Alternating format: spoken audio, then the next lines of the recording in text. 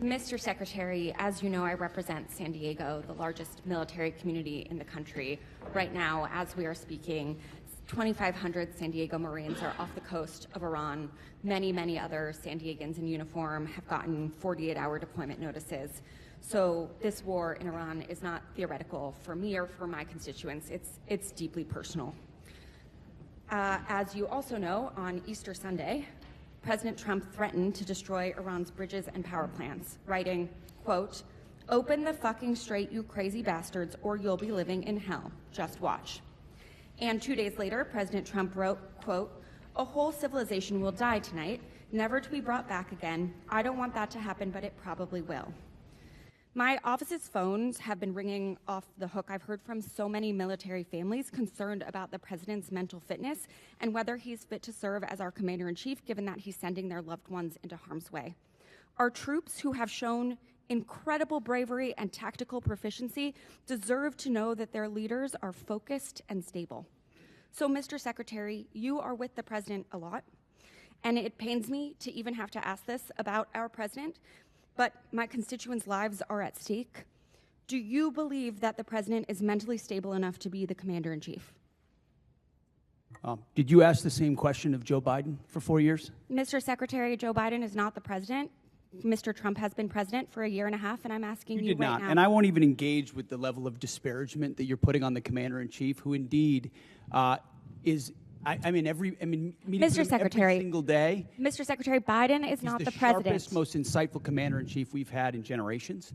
And you want to compare, you want to ask that question after you and your fellow Democrats defended Joe Biden, who could barely speak and didn't know what day of the week it was? As you know, he governed through an auto pen. He had a Secretary of Defense who went AWOL for a week. I can't be gone for 10 days, for 10 minutes. I will reclaim my time. Thank you so much. Genlady's time. She reclaimed it. So, as Mr. Jimenez said, we should be taking leaders at their word. So is there a reason that we should not be taking our leader at his word? Iran should not underestimate the will of President Trump and the United States military to achieve our mission.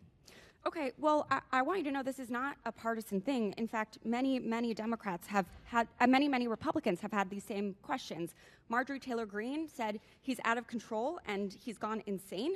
Candace Owens said the 25th Amendment needs to be invoked. Megyn Kelly, Tucker Carlson, who you used to work with, Alex Jones, Stephanie Grisham, the list could go on.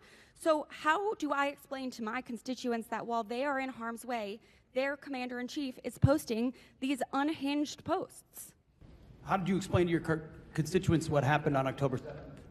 Or what happened in Afghanistan? Or what happened with the debacle and the withdrawal in Afghanistan, where the troops were left? How did you explain that with Joe Biden's leadership? Mr. Secretary, how did you explain that to the Marines that didn't get medals? That we restored their medals because of that disastrous withdrawal in Afghanistan. Did you explain that to your constituents when Joe Biden was asleep at the wheel and he had an AWOL Secretary of Defense? I don't think you did. Next post. How can I explain this next post to my constituents? I'm Jewish, so this doesn't really bother me, but my understanding is that this is quite offensive to many Christians. So how do you explain this post? I'm not here to explain posts. We have an incredible commander-in-chief who Mr. puts our troops Secretary, first. I'm here for a budget hearing about our troops. This is historic budget that's giving our us troops. a chance to defeat Mr. Secretary, our adversaries. Mr. President Trump is doing that in world-class fashion. This is Genlady about our has troops. reclaimed her time, Mr. Secretary. This is about our troops. This is about who is commanding our troops and if our troops can trust that they are being sent into harm's way under good strategy. The mental stability of our commander-in-chief is deeply important to our troops. It's deeply important to this country. It wasn't important to you during Joe Biden. I'll remind you that when there were concerns, Democrats came together, and he was not our nominee for president. So I encourage you to have the same courage that Democrats had. Mr. Secretary, you keep saying that he is the best commander-in-chief we've ever had, the best negotiator. Talk to the troops. 13 American troops have died. More than 380 have been wounded. The Strait of Hormuz, which was wide open, is now closed. Less than 90% of traffic through the strait is still not going despite the ceasefire. The Iranian regime is still in power. It still has nuclear material. The war is costing Americans billions of dollars. And Mr. Secretary, if you think that this is what winning looks like, then maybe we should be questioning your mental stability. Maybe you are the one responsible for this failure, and the president should think about replacing you. Mr. Chairman, I yield back.